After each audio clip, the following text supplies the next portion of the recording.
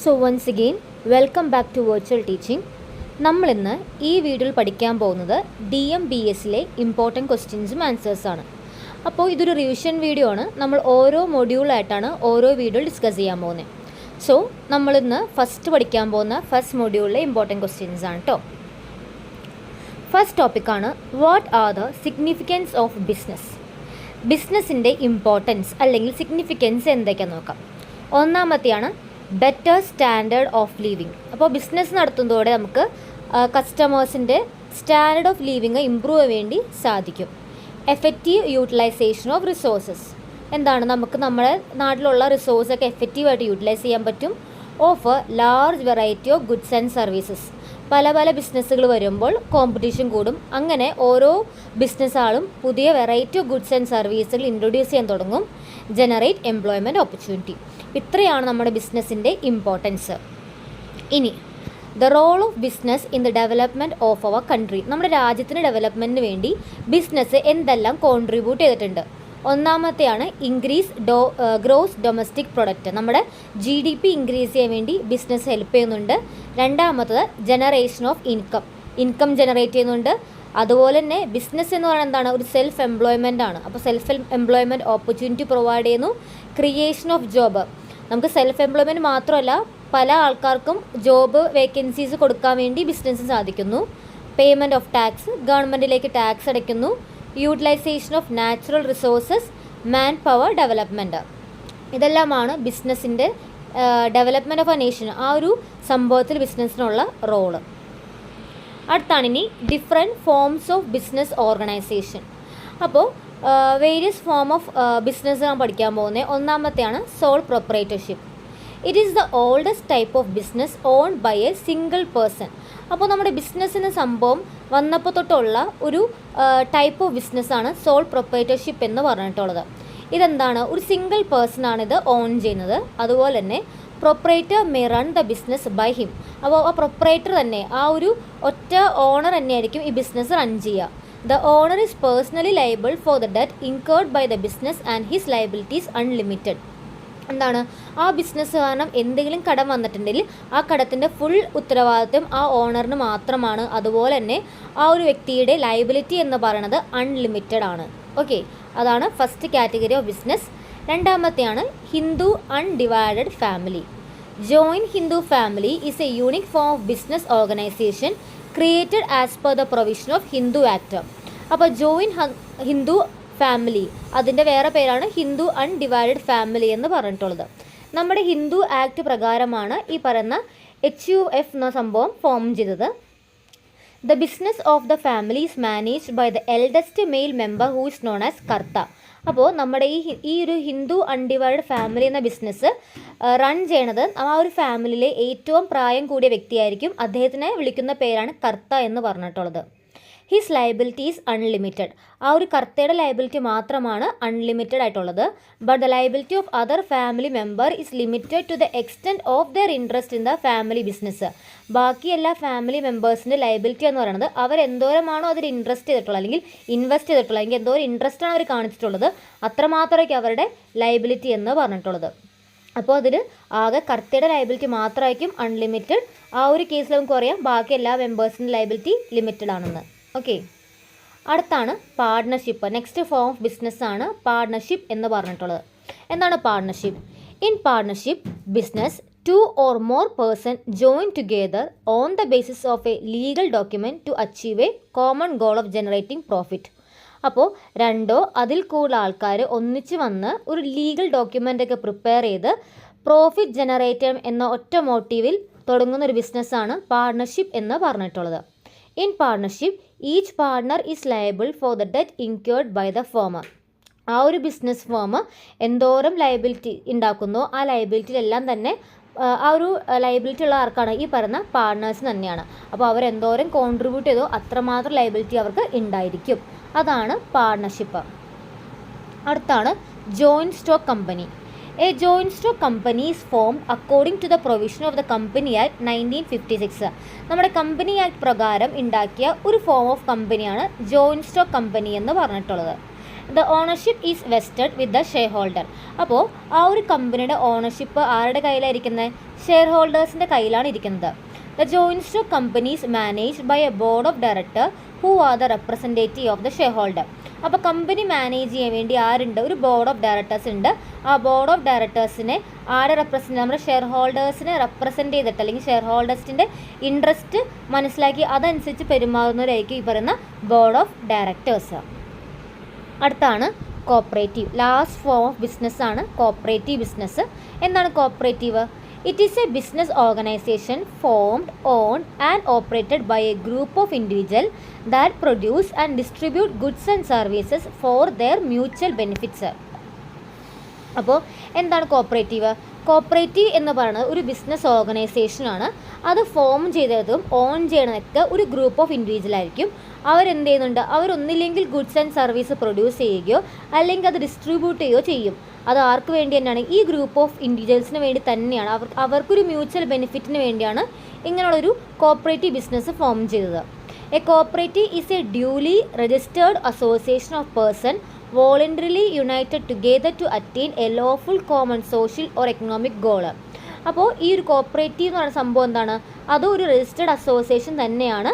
എന്നാൽ ആ ഒരു ഗ്രൂപ്പ് ഓഫ് മെമ്പേഴ്സിന് ഗുണമുണ്ടാകുന്ന രീതിയിൽ അവർക്കൊരു എക്കണോമിക്കൽ ഗോളോ സോഷ്യൽ ഗോളോ സെറ്റ് ചെയ്തിട്ട് നടത്തുന്ന ആ ഒരു ഗ്രൂപ്പ് ഓഫ് ഇൻഡിവിജ്വൽ നടത്തുന്ന ഒരു ഓർഗനൈസേഷനാണ് കോപ്പറേറ്റീവ് സൊസൈറ്റി എന്ന് പറഞ്ഞിട്ടുള്ളത്. ഓക്കെ, അപ്പോൾ അത്രയാണ് നമ്മുടെ ഫോം ഓഫ് ബിസിനസ്. ഇനി അടുത്താണ് objectives of public sector enterprises PSE. അപ്പോൾ പബ്ലിക് സെക്ടർ എൻ്റർപ്രൈസിൻ്റെ ഒബ്ജക്റ്റീവ് എന്തൊക്കെയാണെന്ന് നോക്കാം. ഒന്നാമത്തത് to achieve balanced regional development. Okay, അതാണ് ഒന്നാമത്തെ ഒബ്ജക്റ്റീവ്. രണ്ടാമത്തത് to carry out economic activity highly essential for the growth of the country. അപ്പോൾ ഒന്നാമത്തെ പോയിൻ്റ് എന്താണ്? Balance regional development. നമുക്ക് നമ്മുടെ രാജ്യത്തിൻ്റെ ഒരു ഏരിയ മാത്രം ഡെവലപ്പ് ആയിട്ട് കാര്യമില്ല, നമ്മുടെ രാജ്യത്തെ മുഴുവനായിട്ട് ഒരുപോലെ ഡെവലപ്പ് ചെയ്യാൻ വേണ്ടി നോക്കുന്നു. രണ്ടാമത്തത് നമ്മുടെ കൺട്രിയുടെ ഗ്രോത്തിന് വേണ്ടിയുള്ള അല്ലെങ്കിൽ കൺട്രിക്ക് ഗ്രോത്ത് പ്രൊമോട്ട് ചെയ്യുന്ന ടൈപ്പുള്ള എക്കണോമിക് ആക്ടിവിറ്റീസ് കൂടുതൽ ക്യാരി ഔട്ട് ചെയ്യുക. അടുത്ത് to promote rapid economic growth by eliminating deficiency in the industrial sector. ഇപ്പം എന്താണ്? നമ്മുടെ ഇൻഡസ്ട്രിയൽ സെക്ടേഴ്സിൽ ഉണ്ടാവുന്ന കുറവുകളെ കളഞ്ഞുകൊണ്ട് അതിനെ എലിമിനേറ്റ് ചെയ്തിട്ടുള്ള എക്കണോമിക് ഗ്രോത്തിനെ പ്രൊമോട്ട് ചെയ്യുക. To create and maintain infrastructure facilities. നമ്മുടെ രാജ്യത്തിന് വേണ്ട നല്ല നല്ല ഇൻഫ്രാസ്ട്രക്ചർ ഫെസിലിറ്റീസൊക്കെ മെയിൻറ്റെയിൻ ചെയ്യുക, അത് ക്രിയേറ്റ് ചെയ്യുക. To reduce inequalities in income and wealth. എന്താണ്? കുറേ പേരുടെ മാത്രം കയ്യിൽ ഇങ്ങനെ ഇൻകം വയ്ക്കുക, കുറേ പേർക്ക് മാത്രം വെൽത്ത് ഉണ്ടാവുക, ആ ഒരു ഇൻഇക്വാളിറ്റി അങ്ങ് റെഡ്യൂസ് ചെയ്യുക. To avoid monopoly and concentration of power in few hands. എന്താ മോണോപോളി വെച്ച് കഴിഞ്ഞാൽ ഒന്നോ രണ്ടോ അല്ലെങ്കിൽ ഒരാളുടെ കയ്യിൽ മാത്രം പവർ ഇരിക്കുക, ആ ഒരു സംഭവം ഇല്ലാണ്ടാക്കി എന്താണ് കുറച്ച് ആൾക്കാരുടെ കയ്യിൽ മാത്രം പവർ നിലനിൽക്കാത്ത രീതിയിലാക്കാം. To generate more employment opportunity. Okay, ഇത്രയാണ് ഒബ്ജക്റ്റീവ്സ് ഓഫ് പബ്ലിക് എൻ്റർപ്രൈസസ്. ഇനി അടുത്തത് objectives of non profit enterprises.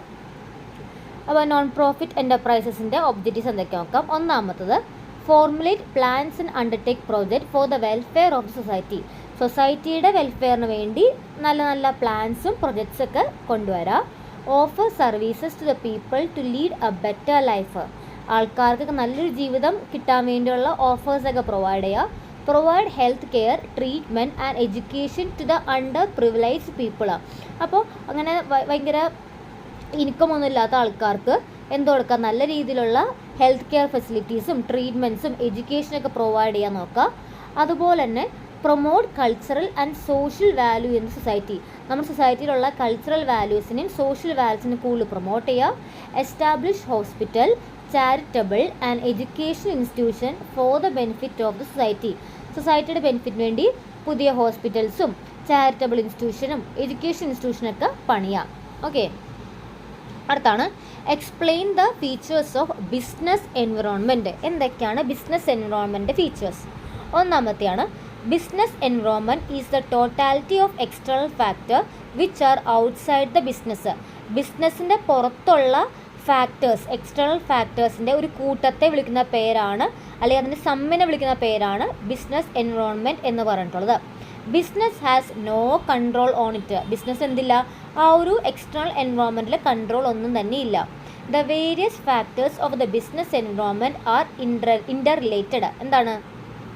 നമ്മുടെ ആ ഒരു ബിസിനസ് എൻവയോൺമെൻ്റ് ഉള്ള വേരിയസ് ഫാക്ടേഴ്സ് എല്ലാം തന്നെ എന്താണ്? എല്ലാം ഇൻ്റർ റിലേറ്റഡ് ആണ്. എല്ലാത്തിനും അങ്ങോട്ടും ഇങ്ങോട്ടും ഒരു കണക്ഷൻ ഉണ്ട്. Business environment are dynamic in nature. എപ്പോഴും മാറിക്കൊണ്ടിരിക്കുന്ന ഇങ്ങനെ ഫ്ലെക്സിബിളായിട്ടുള്ള ഒരു നേച്ചറാണ് ബിസിനസ് എൻവയോൺമെൻറ്റ് ഉള്ളത്. അതിങ്ങനെ ഫിക്സഡും അല്ല, ഓക്കെ, ഫ്ലെക്സിബിളാണ്. Business environment are uncertain. നമുക്ക് എന്താണ് അടുത്ത് സംഭവിക്കാൻ പോകുന്നത് എന്ന് പറയാൻ പറ്റില്ല, അത് അൺസർട്ടൻ ആണ്. Business environment are complex in nature. വളരെ ഡിഫിക്കൽട്ടാണ്, ഭയങ്കര കോംപ്ലക്സ് ആയിട്ടുള്ളതാണ് ബിസിനസ് എൻവയോൺമെൻറ്റ് എന്ന് പറഞ്ഞിട്ടുള്ളത്. ഇനി different stakeholders of business. Business stakeholders വെച്ചെന്താണ്? ബിസിനസ് കാര്യങ്ങളിൽ ഇൻട്രസ്റ്റ് ഉള്ള ആൾക്കാർ, അവരാണ് സ്റ്റേക്ക് ഹോൾഡേഴ്സ് എന്ന് പറഞ്ഞിട്ടുള്ളത്. അപ്പോൾ ഈ സ്റ്റേക്ക് ഹോൾഡേഴ്സ് നമുക്ക് 2 കാറ്റഗറി ഡിവൈഡ് ചെയ്യാം. ഇൻറ്റേർണൽ സ്റ്റേക്ക് ഹോൾഡേഴ്സ് ഉണ്ട്, അതുപോലെ തന്നെ എക്സ്റ്റേർണൽ സ്റ്റേക്ക് ഹോൾഡേഴ്സ് ഉണ്ട്. ആരൊക്കെ ഇൻറ്റേർണൽ സ്റ്റേക്ക് ഹോൾഡേഴ്സ്? ബിസിനസ്സിൻ്റെ ഓണേഴ്സ്, അതുപോലെ തന്നെ ബിസിനസ്സിന് പല ഡിപ്പാർട്ട്മെൻറ്റ്സ് ഉണ്ടാവുമല്ലോ, ആ ഡിപ്പാർട്ട്മെൻറ്റ് മാനേജർമാർ, പിന്നെ ആ കമ്പനിയിൽ വർക്ക് ചെയ്യുന്ന എംപ്ലോയീസ്, ഇവരെല്ലാമാണ് ഇൻറ്റേർണൽ സ്റ്റേക്ക് ഹോൾഡേഴ്സ്. അടുത്താണ് എക്സ്റ്റേർണൽ സ്റ്റേക്ക് ഹോൾഡേഴ്സ്. അതാരൊക്കെയാണ്? നമ്മുടെ കമ്പനിയിലെ ഷെയർ ഹോൾഡേഴ്സ്, പിന്നെ കസ്റ്റമേഴ്സ്, നമുക്ക് ക്രെഡിറ്റേഴ്സ് ഇല്ലേ, നമ്മൾ കടം വാങ്ങിച്ച ആൾക്കാർ, അവർ, പിന്നെ സപ്ലയേഴ്സ്, പിന്നെ ഗവൺമെൻറ്, സൊസൈറ്റി, അവരൊക്കെയാണ് നമ്മുടെ എക്സ്റ്റേർണൽ സ്റ്റേക്ക് ഹോൾഡേഴ്സ് എന്ന് പറഞ്ഞിട്ടുള്ളത്. ഇനി എന്തൊക്കെയാണ് കമ്പോണൻസ് ഓഫ് മൈക്രോ എൻവയോൺമെൻറ്റ്? നമുക്ക് ബിസിനസ് എൻവയോൺമെൻറ്റിനെ 2 ഡിവൈഡ് ചെയ്യാം. മൈക്രോ എൻവയോൺമെൻറ്റ് എന്നും അതുപോലെ തന്നെ മാക്രോ എൻവയോൺമെൻറ്റ് എന്നും. അപ്പോൾ എന്താണ് മൈക്രോ എൻവയോൺമെൻറ്റ് കമ്പോണൻസ് നോക്കാം. The micro environment consist of factors in A company immediate environment which affect the performance of the business units. നമ്മുടെ ബിസിനസ്സിൻ്റെ എൻവയോൺമെൻറ്റ് തൊട്ടടുത്ത് നിൽക്കുന്ന ഒരു എൻവയോൺമെൻ്റ് ആണ് മൈക്രോ എൻവയോൺമെൻറ്റ് എന്ന് പറഞ്ഞിട്ടുള്ളത്. അത് നമ്മുടെ ബിസിനസ് യൂണിറ്റിൻ്റെ പെർഫോമൻസിനെ അഫക്റ്റ് ചെയ്യുന്ന ഒന്നാണ്. അപ്പോൾ അതിൽ ആരൊക്കെ ഉണ്ട്? നമ്മുടെ suppliers, marketing intermediaries, competitors, customers, പബ്ലിക്കൊക്കെയാണ് ഈ പറഞ്ഞ മൈക്രോ എൻവയോൺമെൻറ്റിൽ വരുന്നത്. അടുത്താണ് components of macro environment. The macro environment consists of factors which are outside the business and they cannot be controlled. നമ്മുടെ ബിസിനസ്സിൻ്റെ പുറത്തുള്ള ഫാക്ടേഴ്സും നമുക്ക് കൺട്രോൾ ചെയ്യാൻ പറ്റാത്ത ഫാക്ടേഴ്സാണ് മാക്രോ എൻവയോൺമെൻറ്റ് ഫാക്ടേഴ്സ്. അതേതൊക്കെയാണ് components? Social environment, legal environment, economic environment, political environment, technological environment, ecological environment. ഇതെല്ലാമാണ് components which are outside the control of the business അല്ലെങ്കിൽ മാക്രോ എൻവയോൺമെൻറ്റ് എന്ന് പറഞ്ഞിട്ടുള്ളത്. അടുത്താണ് business environment analysis. Business environment analysis means analysing the social, legal, economic, political and technological condition influencing the business. Okay, ഈ പറയുന്ന നമ്മുടെ ബിസിനസ്സിനെ affect ചെയ്യുന്ന social ആയിക്കോട്ടെ, ലീഗൽ, എക്കണോമിക്കൽ, പൊളിറ്റിക്കൽ, ഈ ടെക്നോളജി കണ്ടീഷൻസ് എല്ലാം തന്നെ അനലൈസ് ചെയ്യുന്ന ഒരു പ്രോസസ്സാണ് ബിസിനസ് എൻവയോൺമെൻറ്റ് അനാലിസിസ് എന്ന് പറഞ്ഞിട്ടുള്ളത്. Some business analysts terms this process as PEST analysis by excluding legal factors. അപ്പോൾ ബിസിനസ് അനലിസ്റ്റുകൾ ഈ പറയുന്ന പ്രോസസ്സിനെ പെസ്റ്റ് അനാലിസിസ് എന്നും പറയാറുണ്ട്. ഓക്കെ, ഇനി എന്തിനൊക്കെ വേണ്ടിയാണ് ബിസിനസ് എൻവയോൺമെൻറ്റ് അനാലിസിസ് കൊണ്ടുവന്നിട്ടുള്ളത്? എന്തൊക്കെയാണ് അതിൻ്റെ നീഡ് ആൻഡ് ഇമ്പോർട്ടൻസ് നോക്കാം. ഒന്നാമത്തത് identification of the strength of an organisation against the competitors. നമ്മുടെ കോമ്പറ്റീറ്റേഴ്സിനെ എഗെയിൻസ്റ്റ് ആയിട്ട് നമ്മുടെ ഓർഗനൈസേഷൻ്റെ എന്തോരം സ്ട്രെങ്ത് ഉണ്ടെന്ന് ഐഡൻറ്റിഫൈ ചെയ്യുക. അതുപോലെ തന്നെ identification of the weakness of an organisation. അപ്പോൾ നമുക്ക് എന്തൊക്കെയാണ് നമ്മുടെ വീക്ക്നെസ്, നമ്മുടെ സ്ട്രെങ്ത് എന്തൊക്കെയാണ്, നമ്മുടെ വീക്ക്നെസ് എന്തൊക്കെയാണ്, എന്തോരം ബിസിനസ് ഓപ്പർച്യൂണിറ്റീസ് ഉണ്ട്, നമ്മുടെ ത്രെറ്റ്സും ചാലഞ്ചസ് എന്തൊക്കെയാണ്, അതുപോലെ എങ്ങനെയൊക്കെ കമ്പനിയുടെ പെർഫോമൻസ് ഇമ്പ്രൂവ് ചെയ്യാൻ പറ്റും. അപ്പോൾ എന്തൊക്കെയാണ് നമ്മുടെ കമ്പനിയുടെ സ്ട്രെങ്ത് എന്താണ്, വീക്ക്നെസ് എന്താണ്, ഓപ്പർച്യൂണിറ്റീസ് എന്തൊക്കെയുണ്ട്, എന്തോരം പ്രശ്നങ്ങളും ത്രെറ്റ്സും നമുക്ക് ഉണ്ട്, അതെങ്ങനെയൊക്കെയാണെന്ന് മനസ്സിലാക്കുക. പിന്നെ നമ്മുടെ കമ്പനിയുടെ പെർഫോമൻസ് ഇമ്പ്രൂവ് ചെയ്യുക. അപ്പോൾ ഇത്രയും കാര്യങ്ങളാണ് നമ്മുടെ ഫസ്റ്റ് മൊഡ്യൂളുള്ളത്. ഇത്രയും ടോപ്പിക്സ് വളരെ ഇമ്പോർട്ടൻ്റ് ആണ്. ഒരു ടോപ്പിക്ക് പോലും സ്കിപ്പ് ചെയ്യാണ്ട് ഇത്രയും കാര്യങ്ങൾ പഠിച്ചാൽ ഫസ്റ്റ് മൊഡ്യൂൾ കംപ്ലീറ്റ് ആയിട്ട് നമുക്ക് കവർ ചെയ്യാൻ പറ്റും. ഓക്കെ, അപ്പോൾ നിങ്ങൾക്ക് വീഡിയോ യൂസ്ഫുൾ ആണെന്ന് തോന്നുകയാണെങ്കിൽ നിങ്ങൾ വീഡിയോ ലൈക്ക് ചെയ്യണം, ഷെയർ ചെയ്യണം, നിങ്ങളുടെ ഫ്രണ്ട്സിന് മാക്സിമം ഷെയർ ചെയ്യുക, അവർക്ക് അതുപോലെ ഒന്ന് പഠിക്കാൻ പറ്റട്ടെ. അതുപോലെ തന്നെ നമ്മളിത് ഫസ്റ്റ് മൊഡ്യൂളാണ് കംപ്ലീറ്റ് ചെയ്തത്. ഇതിൻ്റെ സെക്കൻഡ് മൊഡ്യൂളും തേർഡ് മൊഡ്യൂളൊക്കെ ഞാൻ അടുത്ത വീഡിയോ ആയിട്ട് ചെയ്യുന്നതായിരിക്കും. അപ്പോൾ താങ്ക്സ് ഫോർ വാച്ചിങ്.